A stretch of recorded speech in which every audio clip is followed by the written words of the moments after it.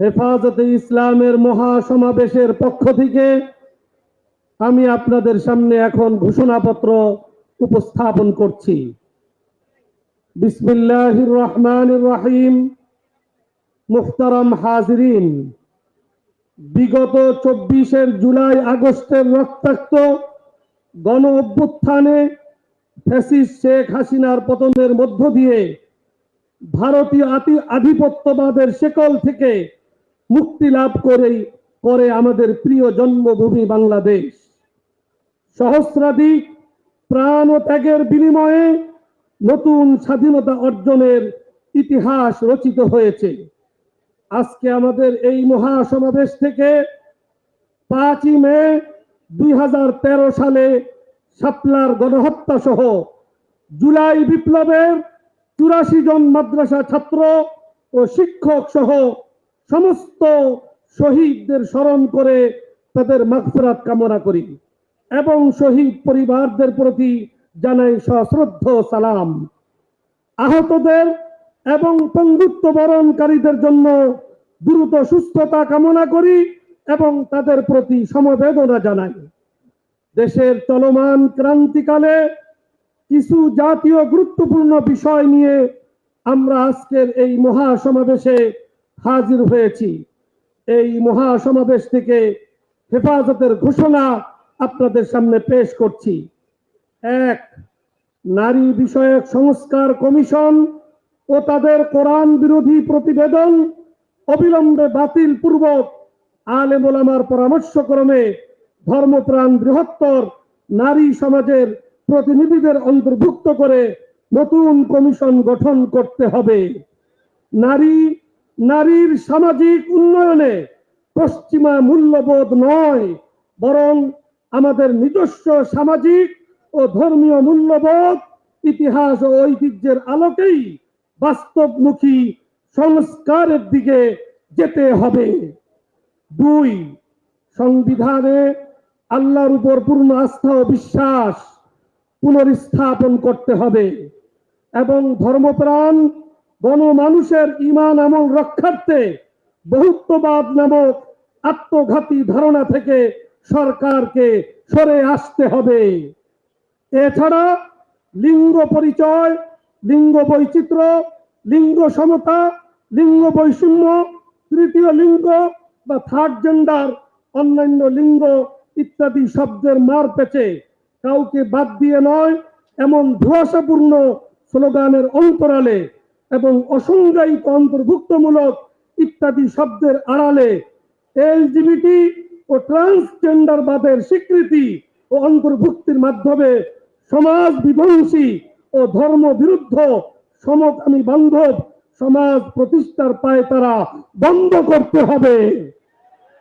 3.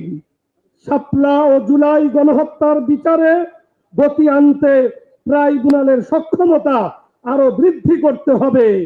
জাতীয় নির্বাচনের আগেই ফ্যাসিস্ট হাসিনা ও তার চিহ্নিত দোষরদের বিচার সম্পূর্ণ করতে হবে। 4.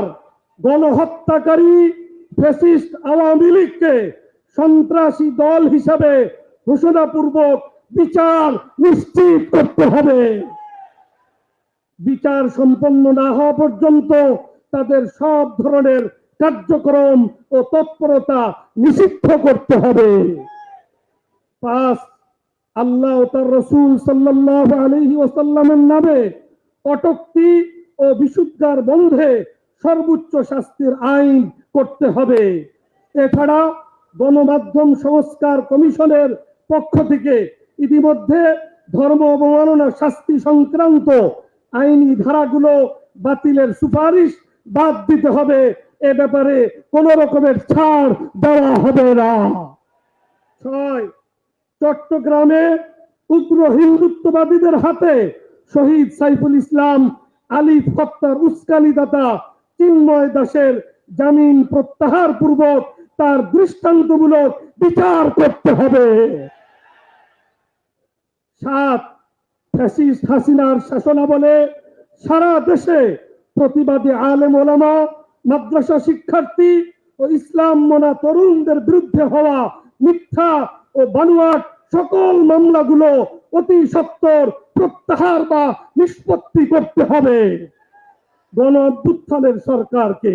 সেই সাথে জঙ্গি নাটক বা জঙ্গি কার্ড খেলে বাংলাদেশের ইসলামপন্থী ও আলেম ওলামার উপর যারা গত 15 বছর নির্যাতন ও গুম খুন চালিয়েছে তাদের দৃষ্টান্তমূলক বিচার নিশ্চিত করতে হবে। 8 গাজার মুসলমানদের উপর অবৈধ রাষ্ট্র ইসরায়েলের চলমান গণহত্যা ও ভারতে সংখ্যালঘু মুসলিম নির্যাতনের বিরুদ্ধে আমাদের গণ অভ্যুত্থানের সরকারকে কূটনৈতিকভাবে আরো উচ্চ কণ্ঠ হতে হবে এবং দেশের সর্বস্তরের জনতাকে ইসরায়েলি ও ভারতীয় পণ্য বয়কট করতে হবে।